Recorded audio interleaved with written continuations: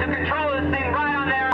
This Max Baucus guy, he needs to wake up tomorrow with an intern's head in his bed. Don't stop there. No, we're going to change the whole system. We're going to change the whole thing. We're not going to put a new battery in a broken system. We want a new system. The market is not going to work. I mean, that's what all the free marketeers don't want to say. All the things that are going on are telling you the market is not going to work on its own. We don't care if you have to hang up the bankers and by their ankles and shake the money out of them. How were the Republicans able to push things through when they had less than 60 senators, but somehow we can't? Well, the answer to that is they're... Okay, America, here's why I think this has really been a problem for most Americans. I think this has been a problem because do you see Bill Clinton as a communist? I don't. As a revolutionary, do you see Joe Biden? Please, anybody who gets hair plugs isn't a revolutionary. They're not. And so it hasn't connected with people. But when you hear this language, you could say, yes, but you're having a hard time putting them together. I forgot about the Black Flag movement. See, this doesn't work. The Clintons, Bidens, Harry Reid, Nancy Pelosi, they're not Nazis and they're not communists. It doesn't work, okay? And this is where it's been confusing. I put it next to Van Jones, yes. Bill Ayers, yes. Dorn, his wife, yes. Jeff Jones, sure. Jody Evans from Code Pink, you bet. Andy Stern, you bet. They're all on record saying it. What's happened here is the politicians have been using these people as fuel. These people, Bill Ayers, didn't do enough. Dorn has said she wanted a violent revolution to collapse the American system. These people believe in that. These people are politicians. And they knew they're progressive politicians. They're not total government. They're not communist. They do not want to be communists. They don't. But they would like it here. And they would like all the control they can so dollars, so money can go into their pockets. That's why you get cap and trade. They're all going to be rich. Okay?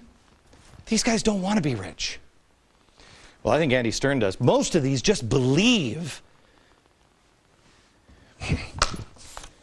in revolution. Okay? So this is what you have to understand. These people saw these people as fuel. If we can just unite, then it becomes a united front. This is your strong arm. These will do all the bad things for you. Okay? I don't know where Barack Obama fits. Is he over here or is he over here? Cass Sunstein. I don't know where he fits. Nancy Pelosi, I'm not sure. I don't think she fits over there, but I'm not sure she fits over here. I don't know. It's for you to decide. Because here's what's happening. One side is going to eat the other. The Democratic Party is at each other's throats. They have to appease these people because they promised them. Do you think Bill Clinton actually has gotten together with Van Jones and said, he was part of this reclaiming revolution thing, this storm. And, I never thought of revolution in America. I think that'd be pretty good. Are you kidding me? My guess is Clinton met with Van Jones and said, okay, he's got some crazy ideas, but you know what? If we triangulate, these guys are using these guys. These guys are using them. They're not friends. The minute these people feel betrayed by these people, and I think that's where we were or are, they feel betrayed. Why do you think Code Pink was throwing things and screaming at Nancy Pelosi? They feel betrayed. When that happens, only one group is going to be left standing. But only one group has not a problem with blood in the streets.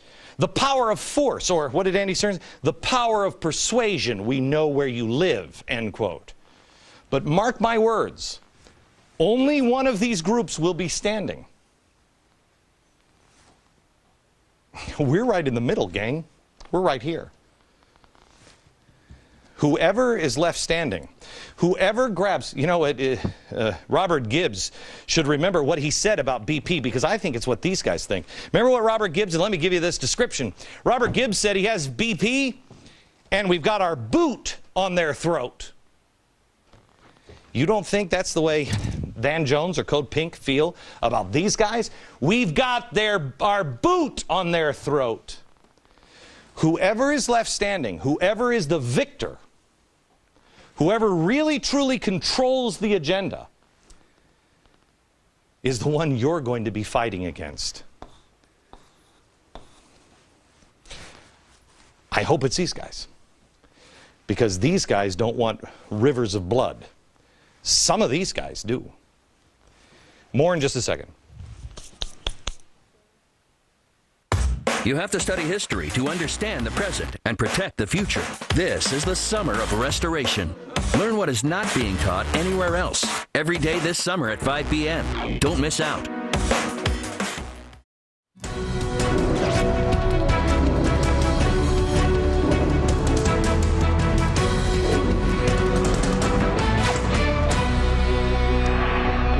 Thank you for watching every night, and I ask that you would please don't believe me because I say it and I'm on TV. Anyone can be on TV. They gave me a show.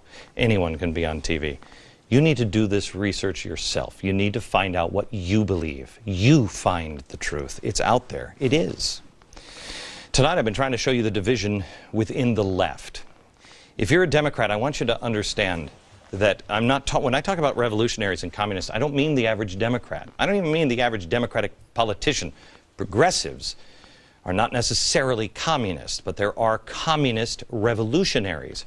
Revolutionary is what you need to focus on tonight. I want to warn you now, Democrats, your party is over. And I don't mean Tea Parties and Republicans are going to beat you in November. I mean the Democrats as we used to know them. The Democrats that were in my family growing up are over.